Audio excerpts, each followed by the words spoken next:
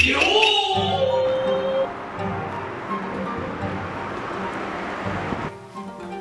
we're here at Morihachi, which is a traditional Japanese confectionery. What is it called? Rakugan. And we're gonna make rakugan, which is a Japanese wagashi, with these kind of molds today. It's made with a powdered mochi sugar, and you press it into the molds. There's hundreds of different kinds of molds that you can use with all different designs, big and small. And here at Morihachi, they have a museum. Let's pick a different spot. Here, let's go in here. Okay. Good? Yeah. And more.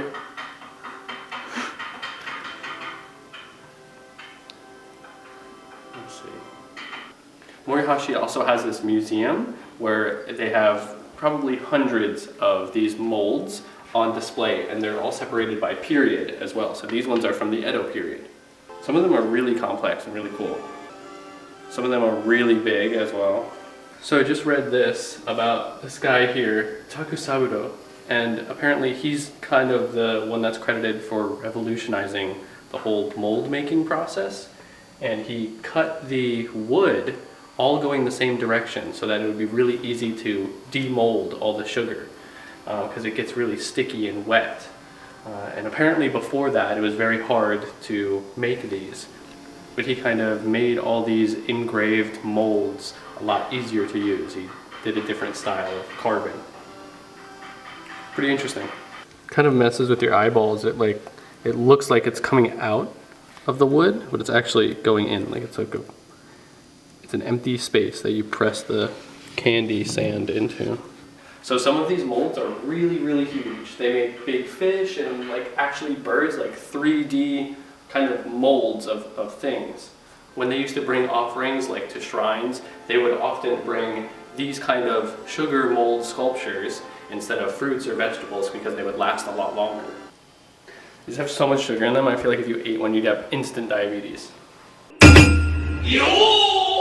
All right, let's make some rakugan. My mold was a bunch of animal faces, so that was kind of cute. The first thing you have to do is you have to crush up the sugar powder because it's kind of sticky and wet. You gotta crush it up like some pink Colombian cocaina. And it's actually pink because there's plum powder in it, plum flower powder, something like that. So then you take the cornstarch, you open up your mold.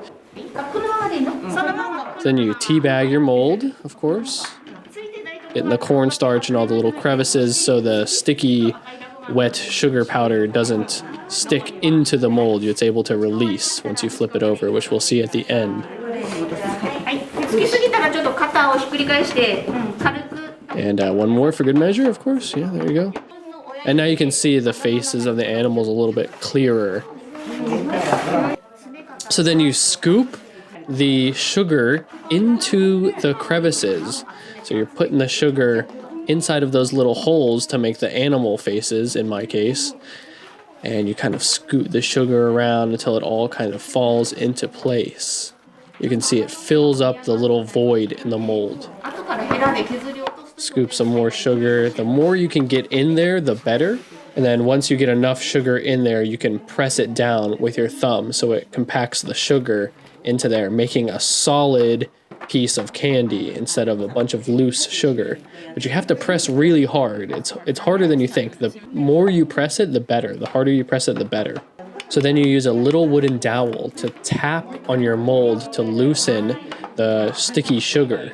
And you take off the top of the mold. This is the hard part, flipping it out really quickly so that it doesn't break. Nice. And there you go.